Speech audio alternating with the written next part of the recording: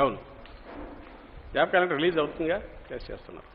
ఇప్పుడు మాకు వచ్చేసరికి అవును, ఇక్కడికి వచ్చేసరికి 1,30,000 జాబ్స్ ఏవైతే రాగానే గవర్నమెంట్ రాగానే ఎప్పుడైతే పూర్తి చేసిందో ఆ తర్వాత జరుగుతున్న వైద్య మెడికల్ దీనికి సంబంధించినది 30,000 పైగా పోస్టులు ఏవైతే ఇదవుతున్నాయో రిక్వైర్మెంట్స్ బట్టి ఎప్పటికప్పుడు చేసుకుంటున్న దాంట్లో వీటి పాత్ర జాబ్ క్యాలెండర్ అనేది చాలా చిన్న వాటికి వస్తుంది. జాబ్ క్యాలెండర్ మీరు ఫిక్స్ చేసేది క్యాడర్ పోస్టులు ఏదైనా వచ్చేసి వాటి ఖాళీలు వస్తే చేసేది. రిక్వైర్మెంట్ బేస్ చేసి దీనికి సంబంధం లేకుండానే పెద్ద ఎత్తున చేసుకుంటూ పోతున్నాం. ఆ వైపు చూడమనేది మా విజ్ఞప్తి.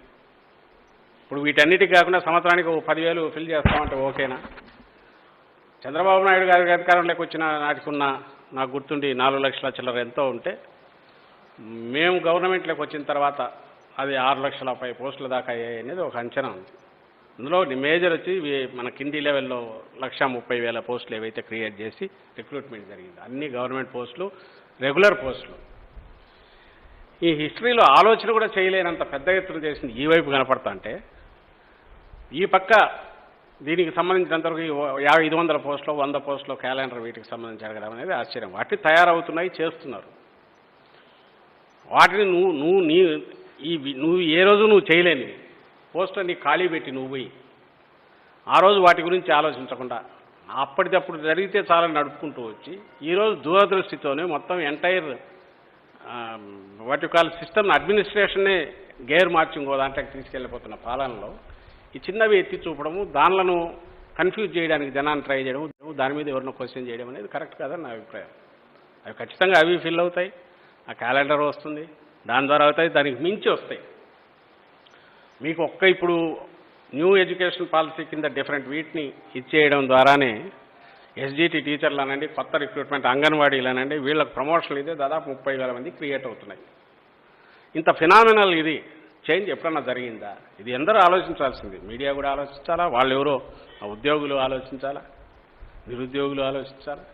ఓ పక్క కొత్త అవెన్యూస్ క్రియేట్ అవుతున్నాయి, పర్పస్ఫుల్నెస్ పెరిగింది, చేసే జాబ్కు మీనింగ్ క్రియేట్ అవుతుంది, ప్రతిదీ రీడెఫైన్ అవుతుంది. ఆ ప్రాసెస్లో పోస్టులు వస్తున్నాయి, కొత్త వాళ్ళు రిక్రూట్ అవుతున్నారు, దే ఆర్ హ్యాపీ. 1,30,000 కుటుంబాలు 1,30,000 మందికి ఇవ్వడం అంటే గతంలో ఎప్పుడూ జరగంది. అలాగే ఎవ్రీ ఇయర్ 1,00,000 మందికి జాబ్ ఇవ్వనడం, గవర్నమెంట్ జాబ్ ఇవ్వడం అంటే అంతకంటే అసంబద్ధమైంది కూడా ఎవరు ఉండదు. ఎప్పుడు ఏది కంపేర్ చేసినా గతంలో ఎట్లుండింది, ఇప్పుడు ఎట్లుంది చూడడం అనేది మా విజ్ఞప్తి అందరికీ. గత 5 ఏళ్లలో ప్లాన్డ్గా ఉన్నిందా, ఇప్పుడు ప్లాన్డ్గా ఉందా? ఎవరు చూసినా ఖచ్చితంగా బ్యాలెన్స్డ్గా చూసే ఎవ్రీథింగ్ ఈజ్ నౌ ప్లాన్డ్గా పోతుంది.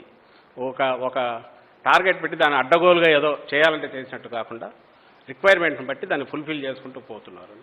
దీని రిజల్ట్ ఖచ్చితంగా రేపు ఇప్పటికే కనపడుతుంది. నెక్స్ట్ 2-3 ఇయర్స్ అయ్యేసరికి ప్రతి ఫీల్డ్లో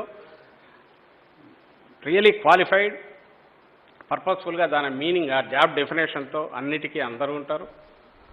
అలాగే ఎక్కడైతే ఈ అవుట్సోర్సింగ్ దీనికి సంబంధించినంత దాన్ని ఒక ఛానల్ అయితే సపరేట్ పెట్టాం, దానికి ఒక మినిమం గ్యారంటీ ఇది వచ్చేటట్టు వచ్చింది రిక్రూట్మెంట్. కానీ కాంట్రాక్ట్ దీనికి కూడా ఎలాగో మన ఎంటీఎస్ దీని కింద మినిమం టైం స్కేల్ కింద దాని కిందకి తీసుకొస్తున్నాం.